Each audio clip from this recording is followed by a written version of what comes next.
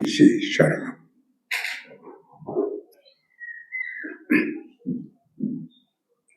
அன்பர்களே,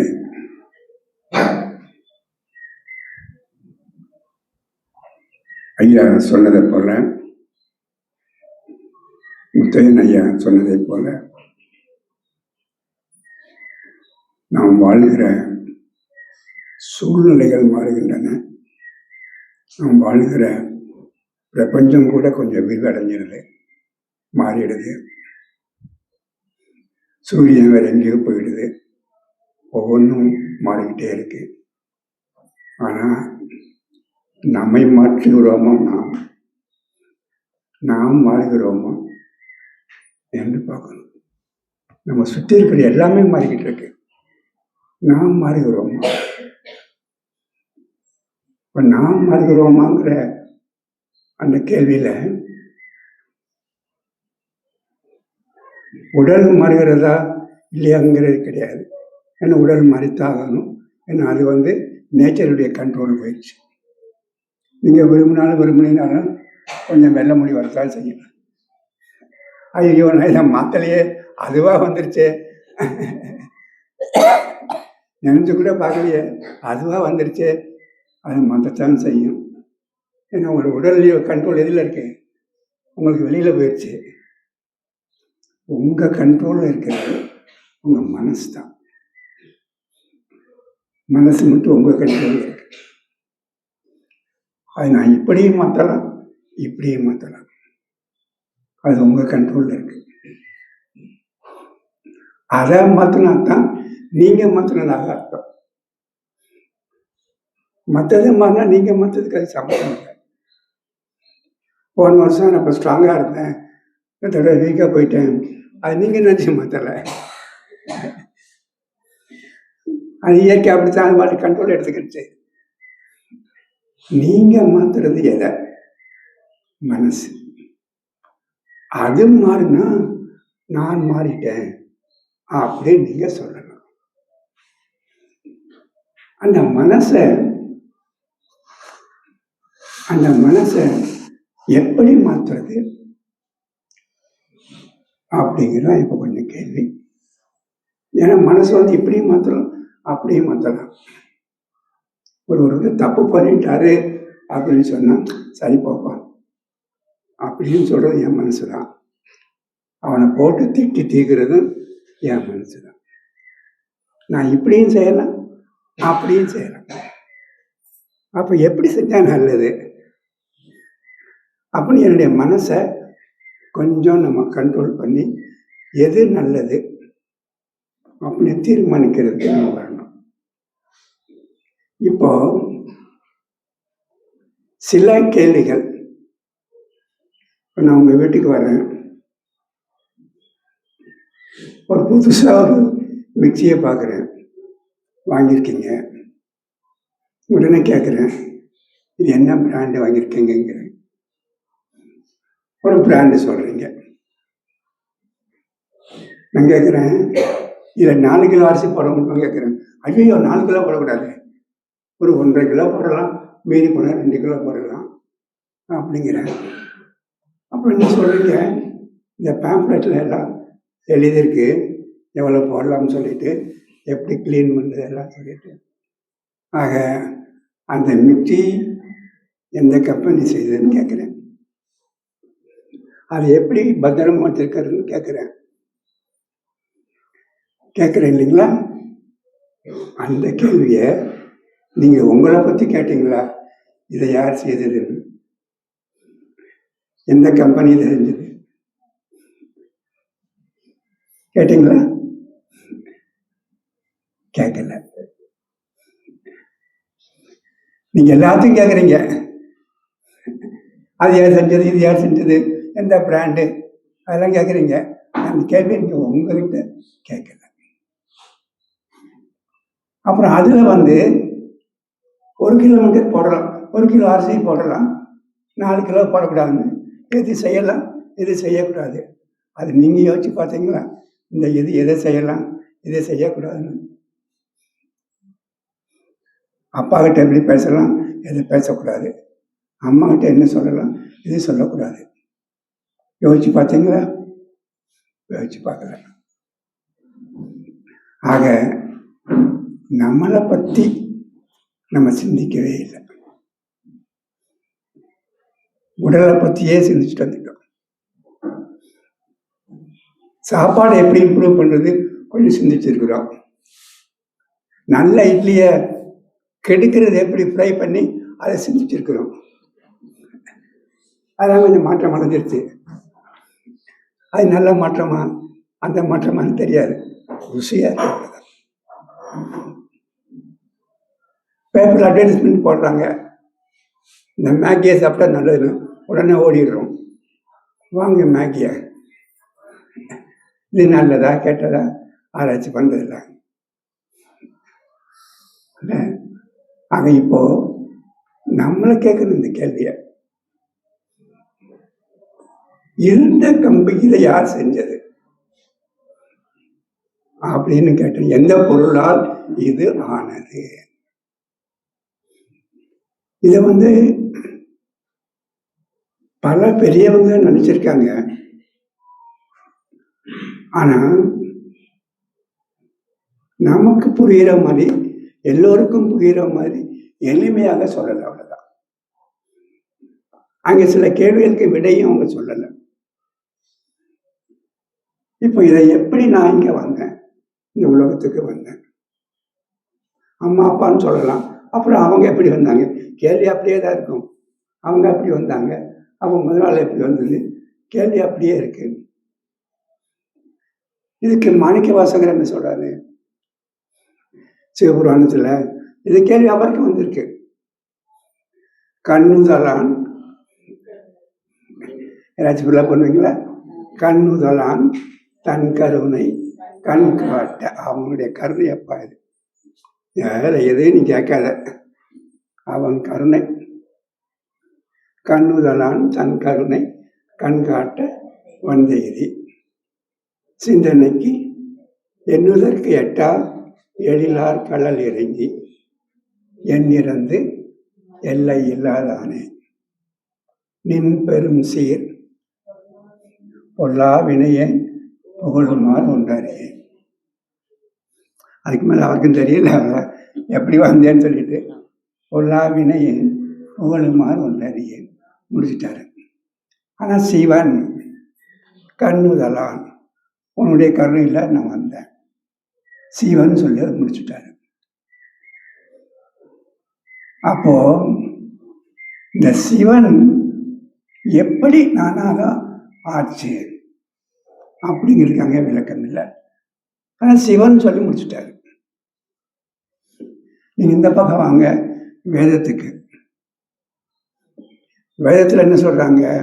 எப்படி இதெல்லாம் எப்படி வந்தது, இது யார் செஞ்சது அப்படின்னு வர்றாங்க. யார் செஞ்சதுன்னு கேட்டீங்கன்னா, அந்த செய்தது அச்சிந்தைய. ஆச்சிந்தையன்னா சிந்தனைக்கும் அப்பாற்பட்ட விஷயம் இது.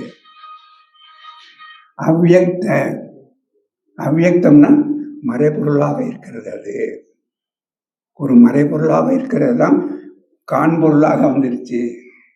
அவ்வியக்த, அதுக்கு ஒரு குணம் இருக்கா? நிர்குணாய, குணம் இல்லை. குணம் இல்லை, அதுக்கெல்லாம் குணம் வந்துருச்சு. ஆனால் எல்லா குணமும் அங்கேதான் இருந்திருக்கணும். குணாத்மனே சமஸ்த ஜெகத், இந்த ஜெகத்தையே சமஸ்த ஜெகத் ஆதாரமூர்த்தய பிரம்மனே நமக, பிரம்மனே உன்னை வணங்குகிறேன். ஆக எல்லாத்துக்கும் அடித்தளமாக உருவாக்க பொருளாக உருவாக்கியது என்ன சொல்றாங்க? பிரம்மன் சொல்றாங்க. பிரம்மனே நமக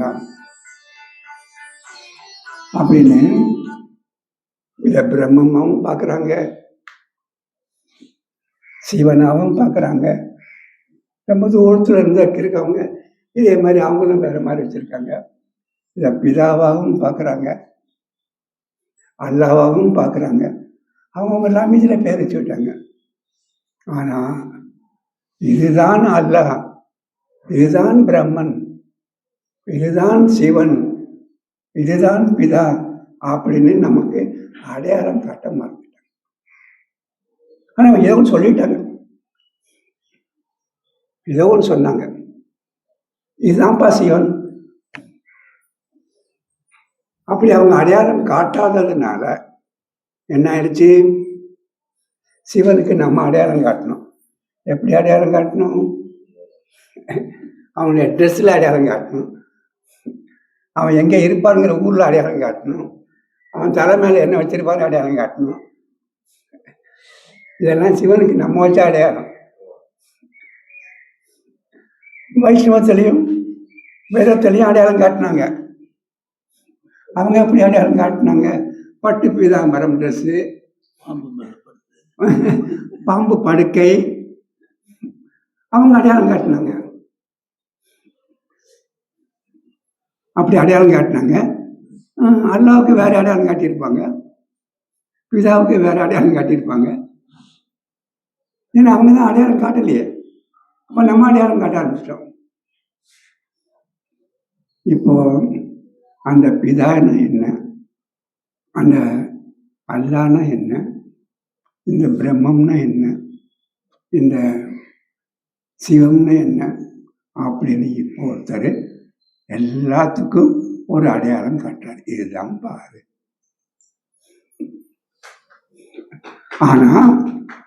ஆனா மக்கள் இதை ஏத்துக்க தயாரா இல்லை. ஏன் ஏத்துக்க தயாரா இல்லை? ஏன் இல்லை? நான் இத்தனை நாளா அதையே பார்த்து பார்த்து பார்த்து பார்த்து இந்த ஊரு போயிடுச்சு. இனி மாத்துனா அது என்னவாச்சும் எனக்கு தப்பு பண்ணுமோ, இடைஞ்சல் பண்ணுமோ அப்படிங்கிற எண்ணத்துல தெரிஞ்சாலும் மாற்ற மாட்டேங்கிறேன், தெரிஞ்சாலும் மாற்ற மாட்டேங்கிறேன். அப்ப இது யார் மாத்துறது? அந்த உண்மைக்கு வந்துட்டு அந்த உண்மையிலேயே நிக்கிறாங்க பார்த்தீங்களா, இந்த உண்மையிலேயே நிக்கிறாங்க பார்த்தீங்களா, அவங்க தான் முதல்ல மாற்றணும். அவங்கள பார்த்து பின்னாடி இருக்கிறவங்கள மாற்றணும். நான் மாறணும், என்னைய பார்த்து என் பிள்ளைகள் மாறணும். கொஞ்சம் கொஞ்சம் மாற்றம் வரும், திடீர்னு மாற்றம் வந்துடாது. உண்மைதான், எனக்கு உள்ளுக்க வினை பயன் இருக்கு. அப்படி எல்லாத்தையும் பார்த்து ஒரு அடையாளம் சொல்றாரு ஒருத்தர். அவர் சொல்ற அடையாளம் என்ன அடையாளம்? அதுதான் வேதாத்திரி மகரிஷி என்ன சொல்றாரு? நீ அல்லான்னு சொன்னாலும் சரிதான், பிதான்னு சொன்னாலும் சரிதான், சிவன் சொன்னாலும் சரிதான், இந்த பக்கத்துல பிரம்மம்னு சொன்னாலும் சரிதான், நீங்க சொல்ற எல்லாமே எது? இந்த சுத்த வெளிதான் அப்படின்னு அடையாளம் காட்டுறாரு. இப்போ சுத்த வெளிங்கும் போது இது எங்க இருக்கு? எல்லா இடத்துலயும் இருக்கு, நீக்கமுறை எல்லா இடத்துலயும் இருக்கு. அந்த மறைப்பொருள் தான் காண்பொருளா வந்திருக்கு. இப்ப நான் பார்க்க முடியாது சுத்த வெளிய, ஆனா அதுதான் எல்லாமே வந்திருக்கு. பெயர் தான் அப்படி வச்சுக்கிட்டாங்க. அவங்க உணர்ந்தது ஒண்ணுதான், பேர் மாற்றிட்டாங்க. ஆனா உங்களுக்கு சொல்லாம போயிட்டாங்க. நான் சொல்றேன், இந்த சுத்த வெளிதான், இந்த வெளிதான். இந்த வெளி அப்படிங்கிறதுக்கு ஒரு குணங்களை கொடுத்துருக்காருல்ல, இந்த குணமும் பிரம்மத்துக்கு நீங்க கொடுத்த குணமும் ஒண்ணுதான், சிவனுக்கு நீங்க கொடுத்த குணமும் ஒண்ணுதான். அப்போ இதுல என்ன அட்வான்டேஜ்? ஏற்கனவே இருக்க அல்லா, பிதா, பிரம்மம் இதெல்லாம் விட்டுட்டு அந்த உண்மைக்கு வந்து இதுதான் கடவுள், இதுதான் அந்த ஆதி, இதுதான் எல்லாம் ஆகியிருக்கிறது அப்படின்னு வந்துடுறதுல என்ன ப்ராப்ளம்? என்ன ப்ராப்ளம் இருக்குதுல்ல? நம்மளை அப்படி வரவிட மாட்டாங்க. ஏன் வரவிட மாட்டாங்க? அப்படி வந்துட்டாங்கன்னா அவங்க சிலருடைய பிழப்பு போயிடுச்சு, சிலருடைய பிழப்பு போயிடுச்சு. ஏன்னா அவங்க ஒரு கூட்டம், அவங்க ஒரு தலைவர், அது வரக்கூடிய வசதிகள் எல்லாம் இருக்குல்ல, அதனால் அவன் நம்மளை வரவிட மாட்டாங்க. அதையும் மீறி இந்த அறிவால வளர்த்து இந்த உண்மைக்கு ஒருத்தர் வந்துட்டார் வாங்க, அவன்தான் இந்த உலகத்தினுடைய என்ன ஒரு முன்னோடியாக.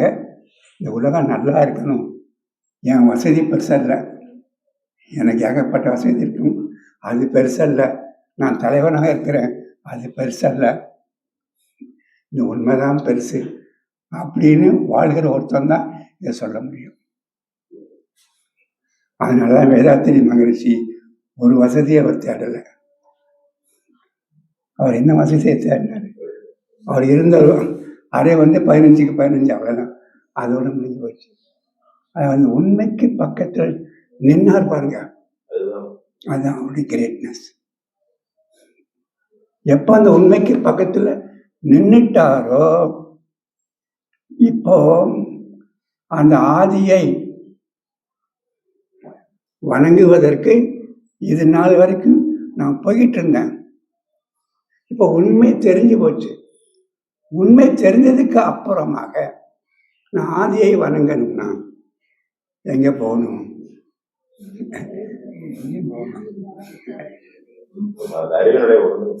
உண்மை உணர்ந்துட்டேன். இப்போ உணர்ந்ததுக்கு அப்புறமாக எங்க போகணும்? அப்படியே உட்கார்ந்து அவன் அப்படியே வணங்குறேன். எப்படி வணங்குறேன்? அந்த ஒன்றுதான் அனைத்துமாக ஆகியிருக்கு. அப்ப என்னுடைய மனமாக ஆனது அதுதான். அந்த மனதை அதோடு ஒன்றுகிறேன். அதுதான் இறை வணக்கம். அதான் மகரிஷி தெய்வத்தை அகத்துணரும் இறை வணக்கம் சொன்னார். தெய்வத்தை அகத்துணரும் இறை வணக்கம். அந்த இறை வணக்கம் தான் பொதுவானது. அது அங்க சடங்குகள் இல்லை, சம்பிரதாயங்கள் இல்லை. ஒரு தூணை வச்சுக்கிட்டு தீபம் ஏத்துறதா வேணாமா? என்னையா உலகம், என்னத்தை படிச்சீங்க நீங்க? இது பெரிய பிரச்சனையாது. குடிமக்களுக்கு குடி தண்ணீர் இல்லை. 70 வருஷம் ஆட்சி சுதந்திரம் வாங்கி இன்னும் பெண்கள் 2 கிலோமீட்டர் எடுத்து நடந்து போய் வாங்கிட்டு வர்றாங்க. மலைவாழ் மக்கள் தான் பாவம், கரண்ட் இல்லை, குடிக்கு தண்ணீர் கிடையாது, அந்த வசதியெல்லாம் வாழ்ந்துக்கிட்டு இருக்காங்க. அதெல்லாம் ஒரு பொருட்டா நமக்கு தெரியல. ஆனால் நமக்கு என்ன தெரியும்? முக்கியமாக தெரியுது, ஒரு தூணில் போய் தீபத்தையா தெரிதா வேணாமா? இது என்ன பிரச்சனை? இது இதெல்லாம் யார் உருவாக்குற பிரச்சனை? உணராதவர்கள் உருவாக்குகிற பிரச்சனை. இதுல இது வேற இல்லை. இந்த ஊர்ல இருந்து இவ்வளவு பேர் வந்திருக்காங்க, இந்த ஊர்ல இருந்து இவ்வளவு பேர் வந்திருக்காங்க, நாளைக்கு பெரிய போராட்டம் நடக்கும். இனி தீபத்தை எதிர்க்க என்னையா போராட்டம்? உணராதவர்கள். அப்படி உணராதவர்கள் இருக்கிறதுனால நமக்கும் நஷ்டமாகுது. அன்னைக்கு பிரச்சனை, அந்த ஊருக்கு போகும்போது பஸ் கிடைக்கல, பிரச்சனை. அதனால இந்த உண்மையை தெரிஞ்சு உணர்ந்து, இந்த உணர்வு தான் இனி வருங்காலத்தில் அமைதிக்கு வழிவகுக்கும். அதனால்தான் மகரிஷி அவங்க அந்த ஜனவரி 1 உலக அமைதி வச்சுக்கோங்கன்னாரு. ஆக எல்லாரும் வரமாட்டாங்கிறது உண்மைதான். ஆனால் நமக்கு என்ன பெரிய ஒரு பாக்கியம் அப்படின்னா, இந்த எல்லாத்தையும் ஒன்று சொல்ல மாதிரி சொல்லக்கூடிய ஒரு மகான் இருக்காரு. அவர் ஸ்பெயின் நாட்டில் ஒரு ஊரில் ஒரு மலை மேலே உட்காந்து பிரசங்கம் பண்ணுறாரு. சொல்கிறதெல்லாம் நல்லா தான் இருக்குன்னு சொல்கிறாங்க. அப்படின்னு இருந்துச்சுன்னா எனக்கு அறிமுகம் இல்லை, உங்களுக்கு அறிமுகம் இல்லை. தெய்வாதீனமாக அந்த உண்மையை ஒன்றுன்னு சொல்கிற மகான்கிட்ட அந்த மகானையும் நாம் பார்த்துருக்கிறோம். அது நம்மளுடைய பெரும் பாக்கியம். ஆக முதல்ல யார் மாறணும்? இவங்களை யார் மாறணும்? நம்ம மாறணும். நம்மளை பார்த்து பின்னாடி மாறணும். ஏன்னா அந்த மானை நான் பார்த்துருக்குறோம், பெரிய பாக்கியம். அது மகான் புத்தகத்தை படிச்சிருக்கிறோம், பெரிய பாக்கியம். இந்த உணர்வு தான் உலக அமைதிக்கான பாதையினுடைய ஆரம்பம். இதுதான் ஆரம்பம். இது என்னைக்கோ ஒரு நாளைக்கு 4 தலைமுறை 5 தலைமுறை இல்லை, என்னைக்கோ அந்த பாதை போய் சேரும். அதுக்கு நம்ம தான் ஒரு முன்னோடிகள். அந்த பெருமை நம்ம கேட்கணும். மறுபடியும் நம்ம மறுபடியும் எல்லாரையும் போலையே உணராதவங்க இருப்பாங்க, கேள்விப்படாதவங்க இருப்பாங்க, போகட்டும், மெல்ல மாறட்டும். அப்படின்னு அவங்களையும் நம்ம ஒன்றும் சொல்ல வேணாம், மெல்ல மாறட்டும் அப்படின்னு நம்மை மாற்றிக்கொள்கிற ஒரு திட்டத்தில் நம்ம வாழ்ந்துட்டோம்னு வச்சுக்கோங்க. மிகப்பெரிய விஷயம் அது. உலகத்துக்கு உங்களுடைய பங்களிப்பு மிகப்பெரிய பங்களிப்பு. அதில் நமக்கு யார் மேலே நம்பிக்கை, ஐயா சொன்னது மாதிரி யார் மேலே நம்பிக்கை வைக்கணும்? குரு மேலே நம்பிக்கை வைக்கணும். நம்பிக்கை வைக்காத குருவுக்கு என்னாச்சுன்னு சொன்னார் ஐயா, அவரே விழுந்துட்டாரு. அந்த மாதிரி குருமார்கள் நிறைய பேர் இருக்காங்க. அதுல இருந்து வித்தியாசப்பட்டாரு மகரிஷி. என்னைக்கு மகரிஷி இந்த தூய வெளிதான் தெய்வம்னு உணர்ந்தாரோ, அன்னையிலிருந்து இறைவனை வணங்குறதுக்கு அவர் எங்குமே போகல, எந்த ஊருக்கும் போகல. இறைவனை வணங்குறதுக்கு அது நம்ம கண்கூட பார்த்துருக்குறோம். அது ஜனவரி 1, தை 1, தீபாவளியா, எந்த நாளும் சரி, எங்கேயும் அவர் போகல. அப்படி எங்கும் போகாம இருந்த இன்னொருத்தர் இருக்காரு, ரமண மகரிஷி. அவரு எங்கேயுமே போகல. திருவண்ணாமலை போனவர் திருவண்ணாமலை தான். இன்னைக்கு அங்க போறேன், இன்னைக்கு இங்க போறேன், எங்கேயுமே போகல. ஆனா இன்னைக்கு நீங்க பேப்பர்ல பாக்குறீங்க, இந்த மடாதிபதி இன்று இங்கே வருகிறார், நாளை அங்கே வருகிறார். எங்கேயா போறீங்க நீங்க? இல்ல போய் என்ன பண்ண போறீங்க? ஆக இன்னும் உணர்ந்தவங்க அவங்க மேலே நம்பிக்கை இல்லை. ஆனா மகரிஷி எதை உணர்ந்தாரோ அதுல 100% நின்னார். 100% அப்படியே நின்னார். எனக்கு இன்னும் நல்ல ஞாபகம் இருக்கு. நான் அப்போ ஆளியார் இருக்கிறேன். உணராதவர்கள் மகரிஷிக்கிட்டே மகரிஷி சீடர்கள், அவங்க அந்த உணராத சீடர்கள் அவங்களே சொல்றாங்க, சமைஞ்சு உங்களுக்கு ஆகஸ்ட் 14 பிறந்த தினம், நாங்கள்லாம் ஒரு 2-3 பேர் இந்த கோயிலுக்கு போய்,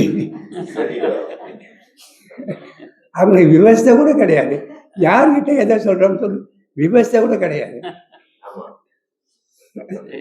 அவர் சொல்றது என்ன, நம்ம சொல்றது என்ன, அது அவர்கிட்டயே சொல்றோம். இந்த கோயிலுக்கு போய் அர்ச்சனை பண்ணிட்டு, உங்க பேர்ல அர்ச்சனை பண்ணிட்டு வரலாம் இருக்கேன் சாமிஜி அப்படின்னு அவர் சொன்னபோது, மகரிஷியுடைய பெருந்தன்மை யாரையும் தப்பு சொல்ல மாட்டாரு, நேருக்கு நேரம். அப்படிங்களா? சரி அவ்வளவுதான். அப்படிங்களா? சரி அவ்வளவுதான். போயிட்டு வந்துட்டு, நான் இங்கே இருக்கேன், போயிட்டு வந்துட்டு செப்பு பாத்திரத்தில் குடத்துல கொண்டு கொடுக்குறாங்க, விபூதி அதெல்லாம் கொடுக்குறாங்க. சரி வாங்கினாரு, வச்சுட்டாங்க. சிவரன் போயிட்டு அவங்க புறப்பட்டாங்க, கதை சாதிட்டு புறப்பட்டாங்க. உமா அங்கே வாமானாரு, இதெல்லாம் எடுத்து பாத்ரூம்ல கொட்டுமானாரு, இதெல்லாம் எடுத்து பாத்ரூம்ல கொட்டுனாரு. யாருக்கிட்ட என்ன போய் பேசுறோம், அது கூட விவசாயம். அதனால நம்ம உணர்ந்துட்டோம். என்னுடைய ஒரே வேண்டுகோள், உணர்ந்தபடி கொஞ்சம் நிற்க முடியுமா அப்படின்னு கொஞ்சம் பாருங்க. கொஞ்சம் அவங்களுக்காக நான் அப்படி போயிட்டேன். என் அக்கா வீட்டில் அது நடந்ததுனால போயிட்டேன். எங்கள் சித்தப்பா கூப்பிட்டாருன்னு போயிட்டேன். அப்போ மறுபடியும் ஒரு காரணத்தை சொல்லாமல், சித்தப்பா நல்லா போயிட்டு வாங்க சித்தப்பா அப்படின்னு சொல்லிட்டு அனுப்பிட்டு, உள்ளதை உணர்ந்துட்டோம், அதன்படி வாழ்கிறோமான்னு பாருங்க. அப்படி வாழ ஆரம்பிச்சிட்டோம்னா உங்களுடைய கான்ட்ரிபியூஷன் மிகப்பெரிய கான்ட்ரிபியூஷன். நீங்க செய்கிற மிகப்பெரிய பங்களிப்பு, நீங்க மகனுக்கு செய்கிற மிகப்பெரிய தொண்டு, அந்த உணர்வுக்கு நம்ம வந்துடணும். ஆக நமக்கும் சஞ்சலங்கள் வரத்தான் செய்யும், ஒரு இடர்பாடுகள் வரத்தான் செய்யும். அது யார்கிட்டயாச்சும் கொட்டணும் அப்படின்னு கட்டம் வரத்தான் செய்யும். கொட்டுங்க. பேசாமல் வீட்டில் உட்காந்து ஒரு கையை எடுத்து கொண்டு இந்த தவத்தில் இறங்கி அதோட ஒன்றி தவம் செஞ்சுட்டு நீங்கள் சொல்ல வேண்டியதை சொல்லுங்கள். நீங்கள் சொல்ல வேண்டியதை சொல்லுங்கள். பையனுக்கு திருமணம் ஆகலை நடக்கணும், பொண்ணுக்கு அது நடக்கணும், வீட்டில் சரியில்லை, இதை நான் ஆரம்பிச்சிருக்கிறேன், என்னமோ சொல்ல வேண்டியதை சொல்லுங்கள். தாராளமாக சொல்லுங்கள். எங்கே போய் சொல்லணும்?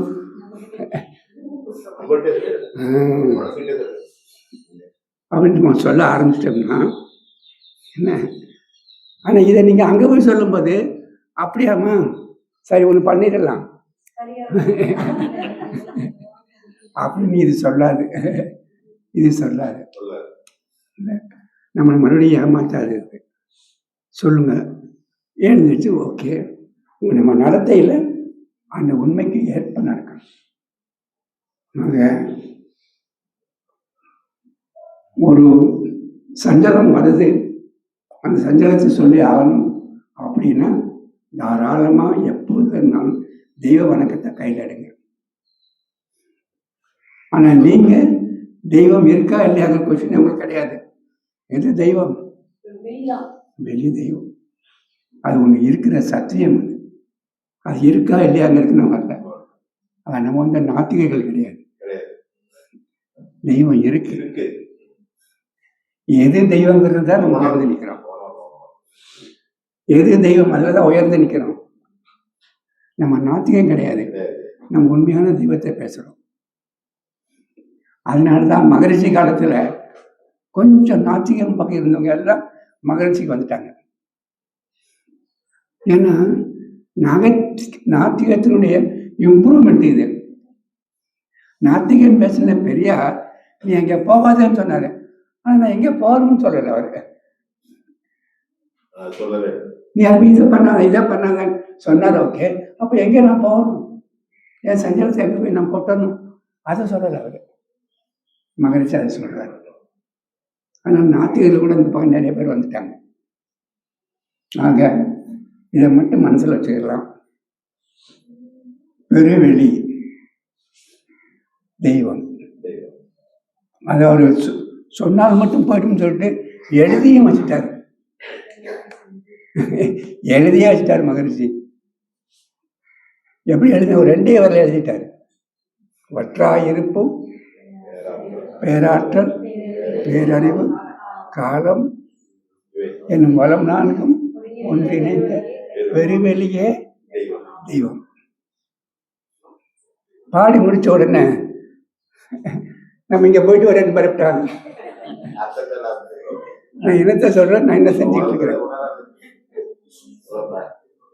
பெருவெளியே தெய்வம் பேசிட்டு பையனை கூப்பிட்டு செல்லட இந்த ஊருக்கு போகணும்டா, டிக்கெட் புக் பண்ணுடா, அட்வான்ஸ் புக்கிங் போடுறா அப்படின்னு என்ன அர்த்தம்? உணர்ந்து அந்த செயலில் நிற்கல நம்மளால.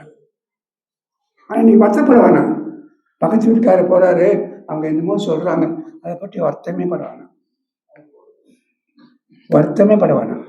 எனக்கு உணர்ந்துட்டேன், என் குரு மேல சத்தியம், நான் நிற்கிறேன் அப்படின்னு நிற்கணும். ஆக சஞ்சலங்கள் வரும்போது தெய்வ வணக்கம் நமக்கு வேணும். தெய்வம் இருக்கு. இப்போ நம்ம வந்து தெய்வம் எப்படி இருக்கு? நான் ஒரு தப்பு செஞ்சேன்னா நான் வணங்க இருந்த சுத்தவெளி என்ன செய்யணும்? அப்படிங்கிறது கொஞ்சம் யோசிச்சு பார்த்தோம்னா, நீங்கள் வணங்குற சுத்தவெளி அதுக்கு ஒரே ஒரு பிரின்சிபல் தான் ஆப்ரேட் பண்ண தெரியும். ஒரே ஒரு பிரின்சிபல் தான் அது ஆப்ரேட் ஆகுது. உங்களுக்கு என்ன வேணாலும் நீங்கள் செய்யலாம். ஃப்ரீடம் கொடுத்துருச்சு. எது வேணாலும் செய்யலாம். ஃப்ரீடம். அதை நான் தடுக்க மாட்டேன்.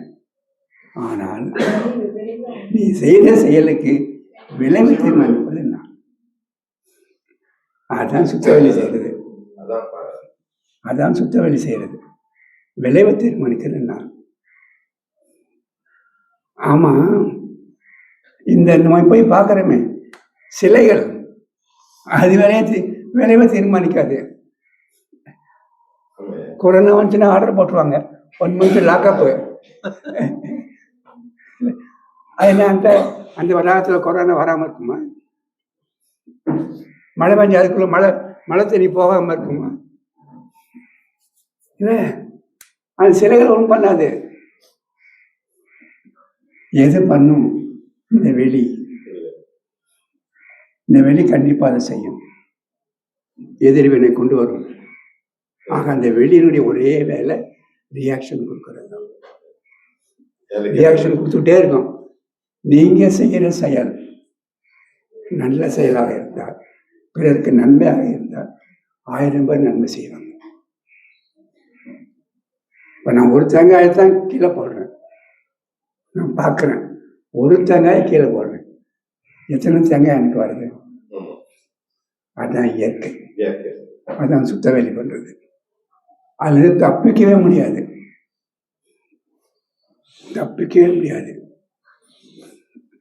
இன்னைக்கு எல்லாமே ஒரு கஷ்டம்னு போகும்போது நம்ம கஷ்டத்தை மூலதனமா வச்சு குழப்ப நடத்துறாங்களே, அவங்களும் தப்பிக்கவே முடியாது. ஆனா இன்னைக்கு அவங்களுக்கு தெரியாது, அவங்க தப்பிக்க முடியாது. நானே கஷ்டத்துல போறேன், என்கிட்டயே மூலதனமா வச்சு அந்த கஷ்டத்தையே ஒரு மூலதனமா வச்சு அதுல இருந்து பிழப்ப நடத்துறீங்களே. இல்லை, அப்படியே பரிகாரம் பண்ணது நல்லதுன்னு உங்களுக்கு தெரிஞ்சுன்னா ஃப்ரீயா பண்ணி கொடுங்களேன். இந்த நாட்டுக்காக ஃப்ரீயா பண்ணி கொடுங்களேன். நல்லா இருக்கட்டும் அவன். இல்லை, அதனால பிழப்பு நடத்துறத இந்த பெருவெளி விட்டு கொடுக்காது. ரியாக்ஷன் கண்டிப்பா வரும். அதை பற்றி நமக்கு அது சந்தேகமே வேணாம். இன்னொன்று கூட நீ சொல்கிறான், சார் தப்பு சொன்னா சரி, நல்லா தான் சார் இருக்கான்னு சொல்லிட்டு. இன்னைக்கு நீங்க பாருங்க, அரசியல்ல எத்தனை பேர் நல்லா இருக்காங்க. நீங்க அவனுடைய பங்களா,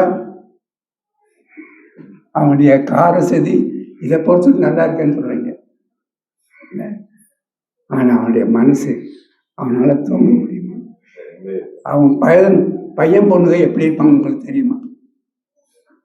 அவங்க பையன் பொண்ணுங்க எந்த ரூபத்தில் இருப்பாங்க, எப்படி அவங்க வாழ்க்கை இருக்கும் உங்களுக்கு தெரியுமா? தெரியாது. அப்படி எப்படி நல்லா இருக்கான்னு சொல்றது தெரியாது. நல்லாவே இருக்க முடியாது. சுத்தவெளி கண்டிப்பா ரியாக்ஷன் வரும், கண்டிப்பா ரியாக்ஷன் கொடுக்கும். ஆக நீங்க இதுல பழகி பாருங்க, நம்ம வாழ்க்கை அமைதியா இருக்கும். இன்று நம்ம எடுத்துக்கிற ஒரு சபதம், தெய்வ வணக்கத்தை, தெய்வம் என்பது நிச்சயம் சத்தியமானது, அதை வணங்குவது நாம் செய்கிற தவமே. நீங்க தவம் செய்யும் போதெல்லாம் இறைவனை வணங்குறீங்க. அந்த தவத்தை நான் எங்கிருந்து வேணாலும் செய்யலாம் அப்படின்னு சொல்லி அந்த உண்மையான இறை வணக்கத்தை நம்ம கையில் எடுக்கணும். உண்மையான தெய்வத்தை உணர்ந்துட்டோம், அதுக்கு தகுந்தபடி நம்ம நிற்கணும். செயல்வில் ஒரு தத்துவம் ஆப்ரேஷன் ஆகும். அதனால் நம்ம செயலை சரியாக வச்சுக்கணும். ஆக இந்த பொருள் எதனால் ஆனது, இந்த உடல் எதனால் ஆனது, அந்த பெருவெளியினுடைய அறிவும் ஆற்றலும் அதுதான் என் உடலுக்கு வந்திருக்கு. நான் எப்படி நடந்துக்கிறேனோ, இந்த தரணி, இந்த உலகத்துக்கு என்னால் முடிந்த நல்லதை செஞ்சேன்னா அது எனக்கும் நன்மையாக முடியும். அதான் வள்ளல் பெருமானார் கடைசியில் சொன்னாரே, உலகினில் உயிர்களுக்கு ஒரு இடையூறலாம் விலக நீ அடைந்து விளக்குக மகிழ்க. உனக்கு சந்தோஷம்னு ஒன்று இருந்துச்சுன்னா அப்படித்தான் சந்தோஷம் வரணும். சுத்த சன்மார்க்க சுக நிலை பெறுக. சுத்த சன்மார்க்க சுகநிலை பெறுக உத்தமன் ஆகுக. அவர் எங்கேயும் நம்மளை போக சொல்லல. உலகினில் உயிர்களுக்கு கூறும் இடையூறலாம் இலக நீ அடைந்து விளக்குக மகிழ்க சுத்த சன்மார்க்க சுகநிலை பெறுக. அப்படித்தான் அவருடைய ஆசீர்வாதம் இருக்கு. அதே ஆசீர்வாதம் தான் இன்னைக்கும். அதனால இந்த எதனால இது உருவானது? தன்னை உணர்தல். தன்னை உணர்தல் இது எப்படி இருக்கணும்? தரணைக்கு உதவ வேண்டும். அது ரெண்டு தான். தன்னை உணர்தல், தரணைக்கு உதவுதல். இந்த 2 தான் நம்முடைய வாழ்க்கையில் முக்கியமான குறிக்கோளாக வந்து இறை இருப்பது சத்தியம். இறைங்கிறது சத்தியமானது, தெய்வங்கிறது சத்தியமானது. ஆனால் அதை வணங்குகிற முறை என்பது அகத்தவமே. தவமே அதை வணங்குகிற முறை. அப்போ எப்பெல்லாம் உங்களுக்கு தெய்வத்தை வணங்கணுமோ சாம உட்கார்ந்துருங்க, தவத்தில் உட்கார்ந்துருங்க, அதற்கான விடை வந்துடும் என்று சொல்லி நம்மை மேம்படுத்துகிற ஒரு செயலில் நாம் இன்றி ஆரம்பிக்கலாம் என்று சொல்லி இந்த வளாகம், இந்த பெருவெளி வளாகம். இப்போ நீங்கள் வீட்டில் இருக்கிறீங்க, ஒரு லெட்டர் வந்துச்சு, ஒரு இன்ஃபர்மேஷன் வந்துச்சு, கொஞ்சம் மனசு சஞ்சலமாக இருக்குது. நீங்கள் எல்லாரும் வரும்போது தான் இங்கே வரணுங்கிற அவசியம் இல்லை. தனியாக நீ வாங்க, இது எப்பவும் ஓப்பன் டு யூ. வந்து ஒரு 10 நிமிஷம் 20 நிமிஷம் தவமாக இருங்க, அமைதியாக இருங்க, வீட்டுக்கு போங்க. வீட்லேயே தவம் இருக்கலாம், தப்பு ஒன்றும் இல்லை. ஆனால் பக்கத்து வீடு எடுத்த வீடு இல்லை, இங்கே ஒருத்தர் பாட்டு பாடிக்கிட்டு இருப்பார், இங்கே ஒருத்தர் அம்மா கூவி விற்றுக்கிட்டு போகும், ஒரு காய்கறி விற்றுட்டு போகும் இல்லை. அதனால் இங்கே வந்து ஒரு 10 ஒரு ½ மணி நேரம் தவம் இருந்துட்டு போங்க. எல்லோரும் வரும்போது தான் நீங்கள் வரணுங்கிற அவசியம் இல்லை. எப்பப்பெல்லாம் ஃபீல் பண்ணுறீங்களோ அப்பப்பெல்லாம் வாங்க. இது உங்களுக்கானது, உங்களுக்காக இருக்கிறது. இங்கே இவங்க நம்முடைய பொருளாளர் பெருமக்கள் ஜெயராஜன் இருக்காங்க. எதுனாலும் கேளுங்க, என்ன வசதி வேணுமாலும் கேளுங்க, இங்கே உருவாக்கி கொடுப்பாங்க. அப்படி இதை வந்து நம்ம பயன்படுத்திக்கங்க. ஒரு அமைதியான ஒரு இடத்துல போய்ட்டு உட்காந்துட்டு வரலாம் அப்படின்னு நினச்சிங்கன்னா தன்னால் வந்துருங்க என்று சொல்லி இந்த பெருவெளியை வணங்குகிற தெய்வத்தை அகத்துணரும் இறை வணக்கத்தை இனிமேல் கையில் எடுப்போம்னு சொல்லி நீங்கள் அனைவருமே உங்கள் இல்லத்தில், உங்கள் இல்லத்து பெரியவர்கள், உங்கள் இல்லத்து பிள்ளைகள், சந்ததிகள் அனைவரும் உடல் நலத்தோடு, தேக ஆரோக்கியத்தோடு, நீலாயலோடு, நிறை செல்வத்தோடு என்றென்று நிறைவாக வாழ்க, நீடூழி வாழ்க.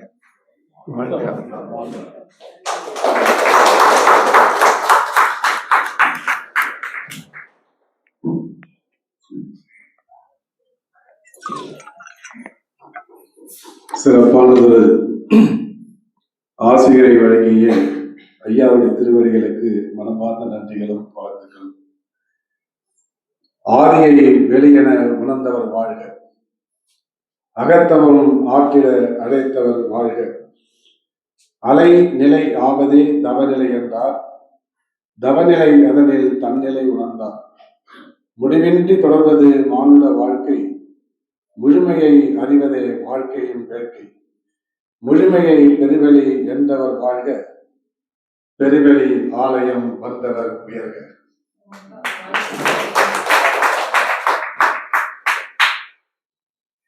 கதைகளில் வரும்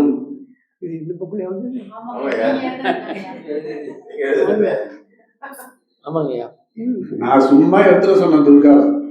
ஐயா அதை பேச போறேன்னு எனக்கு தெரியாது.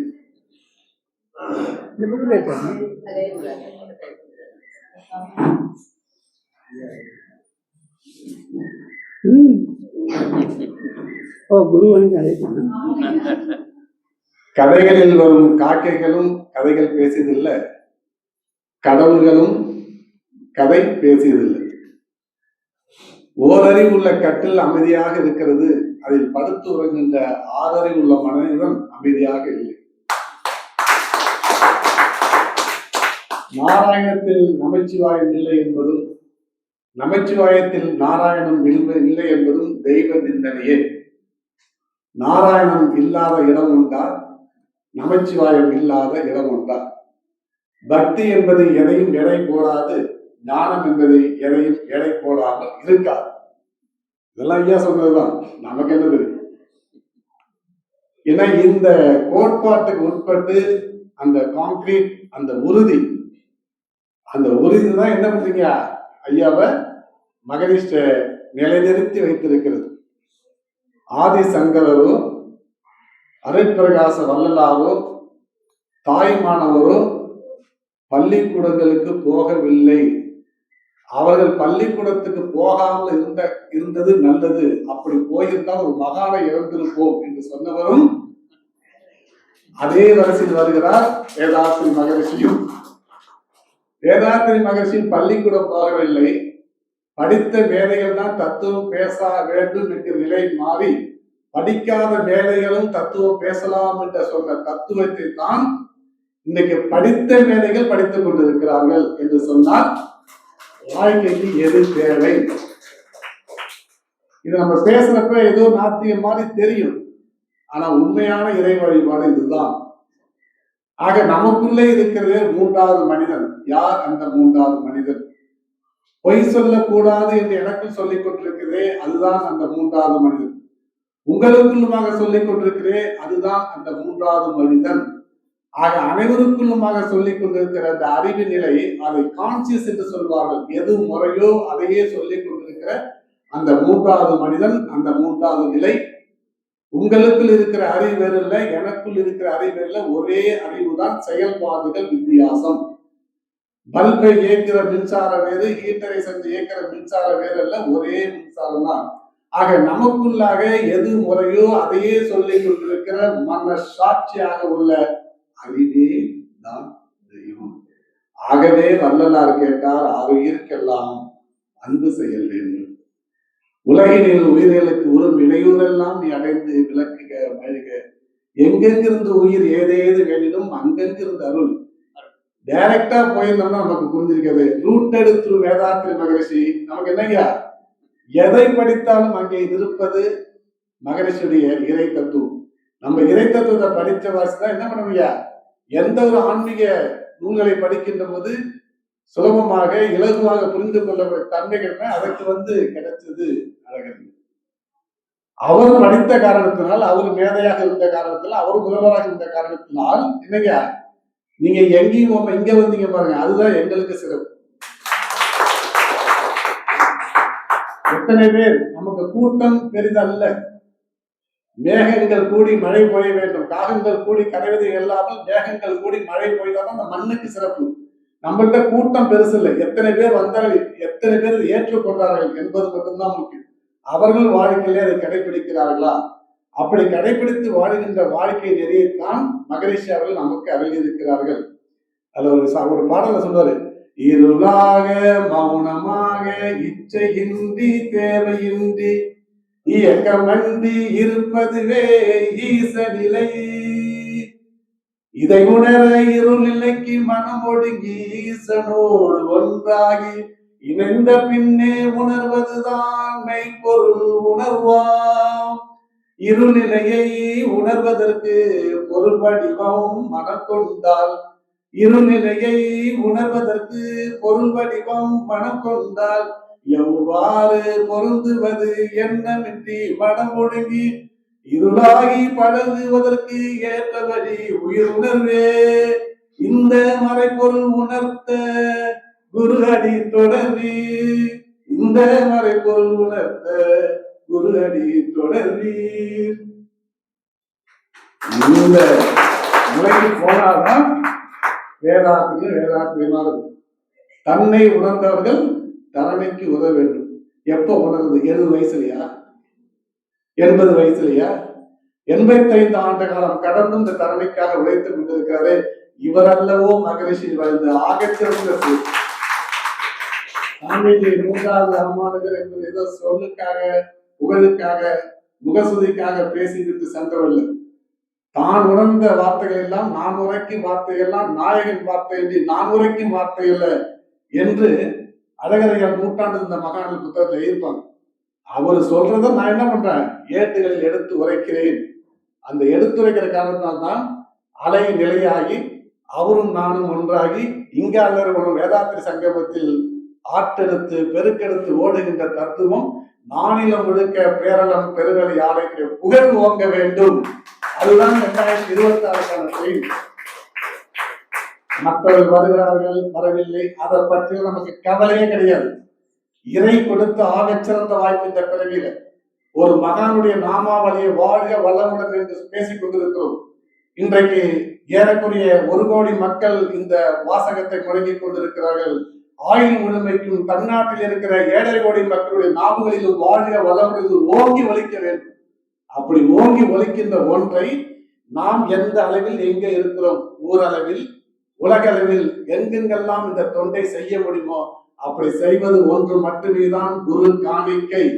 குரு காணிக்கை என்பது மகரிஷர்கள் பொன்னையும் பொருளையும் ஆடை அபரங்களை கேட்கவில்லை, 6 குணங்களை என்னிடம் விட்டு செல்லுங்கள் என்று இந்த மண்ணிலே சிறந்த ஒரு துறவியாக கேட்டவர் வேதாத்திரி மகரிஷர். எந்த மகானும் கேட்கல, 6 குணங்களை என்னிடம் விட்டு செல்லுங்கள். வேற என்னங்க செய்யணும், நீங்கள் கற்றுக்கொண்டதை 10 பேருக்காவது வாழ்க்கையில் சொல்லிக் கொடுக்க முற்படுங்கள். அப்படி கொடுத்தால் அதுதான் எனக்கு நீங்கள் கொடுக்கின்ற குரு காணிக்கை. குருவடி தொழுது வருகை தந்து நம்மோடு ஐக்கியமாகி 15 ஆண்டு காலம் நம்மோடு பயணித்துக் கொண்டிருக்கிற அழகருடைய திருவடிகளை வணங்கி நிறைவு செய்வோம். வாழ்கிறோம்.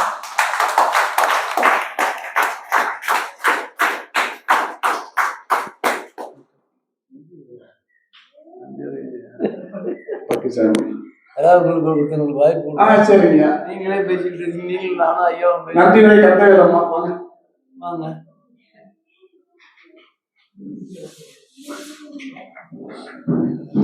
மண்டலத்துல என்ன பேசணும் அது மாதிரி ஐயா அப்படியே பேசுறேன். 4 நாளைக்கு அப்புறம் என்னோட பத்தி நம்ம தான் அதிகமா பேசுறோம், வெளியில கூட பேசுறோம். அதை கரெக்டா நீங்க சொன்னீங்க.